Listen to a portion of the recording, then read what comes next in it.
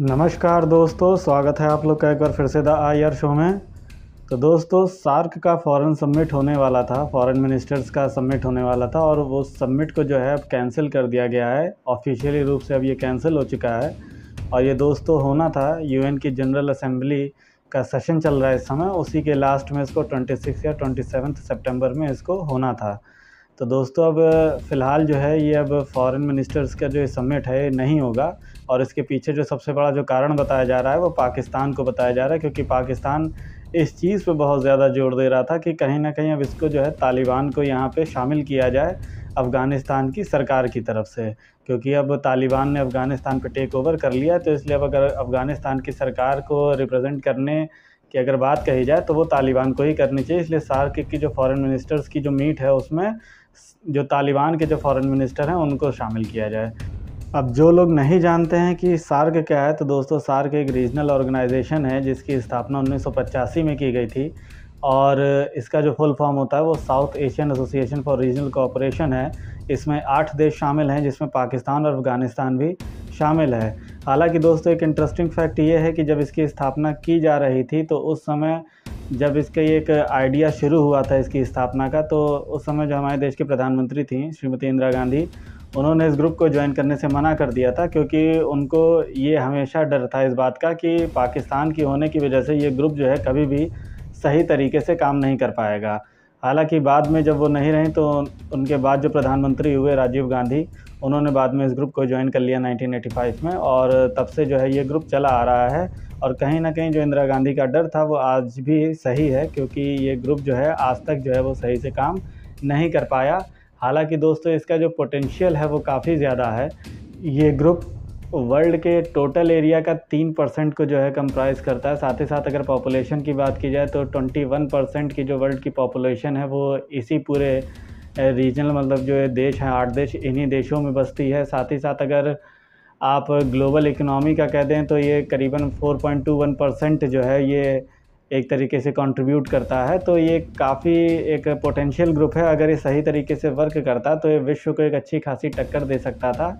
लेकिन इसके साथ सबसे बड़ी दिक्कत ये है कि आज तक जो है ये सही से कभी काम कर नहीं पाया है। कुछ इन्होंने रीजनल अपनी काउंसिल्स ज़रूर बनाई हैं और इन्होंने एक फ्री ट्रेड एग्रीमेंट भी ज़रूर किया साफ्टा, लेकिन वो कोई उसका कोई विशेष महत्व नहीं है, क्योंकि जो उनका जो आप टोटल आप देखेंगे, जो व्यापार देखेंगे उस फ्री ट्रेड एग्रीमेंट के बावजूद तो $2.6 बिलियन का देखेंगे, जो कि बहुत ही कम है।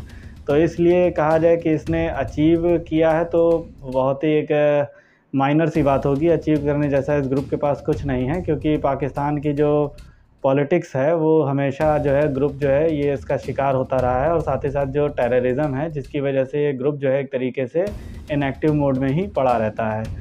तो ये ग्रुप जो है कभी सही तरीके से वर्क नहीं कर पाया। तो इन्हीं का जो है समिट होना था, लेकिन प्रॉब्लम यहाँ ये हो गई थी कि जो नेपाल है वो चेयरमैनशिप इस समय उसी के पास है और यहाँ तालिबान को सीधे सीधे शामिल करना चाहता था पाकिस्तान।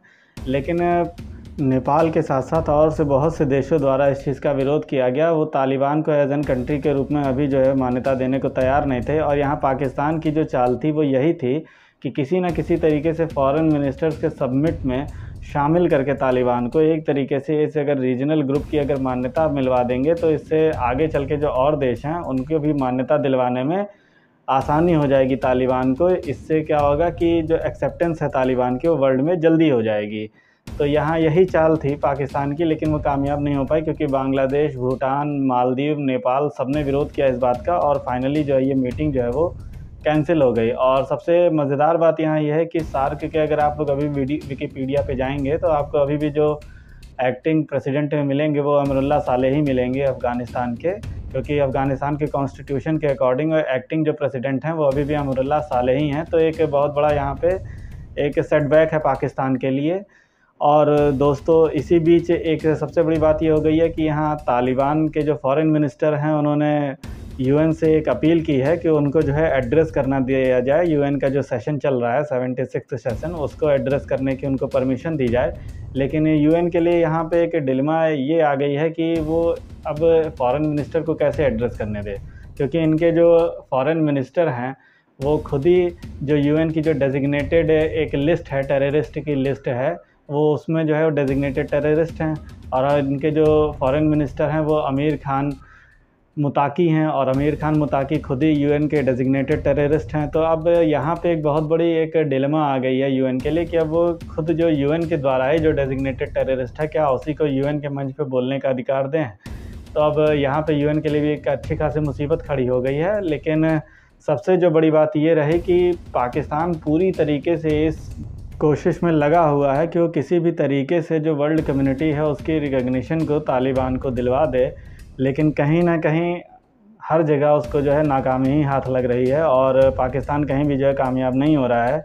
अब यहाँ पे सबकी नज़रें दोस्तों देखिए भारत पे हैं, और भारत कहीं ना कहीं अपना जो स्टैंड है वो क्लियर कर चुका है। अभी जो भारत ने जो एससीओ समिट को जो अटेंड किया, वहाँ पे हमारे जो प्राइम मिनिस्टर हैं उन्होंने भी अपने एड्रेस के दौरान इस चीज़ को साफ साफ क्लियर कर दिया कि किसी भी तरीके से जो विश्व के देश हैं वो किसी भी तरीके की जल्दबाजी में ना रहें तालिबान को रिकग्निशन देने में, क्योंकि अभी भी जो अफ़गानिस्तान है कि जो गवर्नमेंट है जो तालिबान के द्वारा बनाई गई है वो इंक्लूसिव नहीं है, और उन्होंने किसी भी एग्रीमेंट का पालन नहीं किया है, और वहाँ पे जो राइट्स हैं माइनॉरिटीज़ के उनको ऑप्रेस किया जा रहा है। किसी भी तरीके की डेमोक्रेसी जो है वहाँ पे देखने को नहीं मिल रही है। तो इसलिए किसी भी तरीके से जो वर्ल्ड की कम्युनिटी है उसको कहीं से भी किसी भी जल्दबाजी में नहीं पड़ना चाहिए तालिबान को मान्यता देने में, जो कि पाकिस्तान के लिए सेटबैक पे सेटबैक ही साबित हो रहा है। अब दोस्तों मेरा आप लोगों से यहाँ क्वेश्चन ये है कि क्या यूएन में जो तालिबान के रिप्रेजेंटेटिव हैं उनको बोलने की इजाज़त दी जानी चाहिए, या आपको क्या लगता है कि ये जो सार्क जो ग्रुप है इसको जो है अब ख़त्म कर देना चाहिए, क्योंकि इसके होने का कोई मतलब नहीं है, क्योंकि जब तक इसमें पाकिस्तान शामिल रहेगा वो इस ग्रुप को सही से वर्क नहीं करने देगा। इस ग्रुप का पोटेंशियल बहुत है, लेकिन सिर्फ एक कंट्री की वजह से ये जो ग्रुप है ये अपने पोटेंशियल को पूरी तरीके से अचीव नहीं कर पा रहा है। तो अब आप लोग की जो भी राय हो दोस्तों वो आप अपनी कमेंट बॉक्स में ज़रूर शेयर करिएगा, और वीडियो को लाइक करना ना भूलिए। जिन्होंने चैनल को सब्सक्राइब ना किया हो प्लीज़ सब्सक्राइब करें। थैंक यू दोस्तों, thank you for watching the video. जय हिंद, जय भारत।